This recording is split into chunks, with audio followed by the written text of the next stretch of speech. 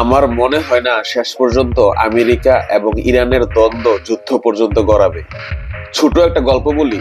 এই গল্পটা শুনলে আপনি বুঝতে পারবেন মধ্যপ্রাচ্যে ইরান এবং আমেরিকার ভূমিকা। এক কৃষক ছিল, তার কিছু ভেড়া ছিল। সে প্রতিদিন ভেড়াগুলোকে নিয়ে চারণভূমিতে যেতেন ওইগুলোকে ঘাস খাওয়ানোর জন্য। তো একদিন একজন এসে বলল যে পাশে এক জঙ্গল আছে এবং জঙ্গলের মধ্যে এক বাঘ আছে। ওই বাঘের লোলুপ দৃষ্টি আছে আপনার ভেড়াগুলোর প্রতি। আপনাকে ভেড়াগুলোকে বাঁচাতে হলে রাখাল রাখতে হবে যার হাতে থাকবে অস্ত্র। এই গল্পটাই শুনিয়ে আসছে আমেরিকা কয়েক দশক ধরে মধ্যপ্রাচ্যের প্রত্যেকটা দেশকে। এখানে ভাগ হচ্ছে ইরান। এই ইরানের নাম করে আমেরিকা বিলিয়ন বিলিয়ন ডলারের অস্ত্র প্রতি বছর বিক্রি করছে মধ্যপ্রাচ্যের প্রত্যেকটা দেশে। এখন বলেন, যদি বাঘ না থাকে তাহলে রাখালের কি দরকার, অস্ত্রেরই বা কি দরকার?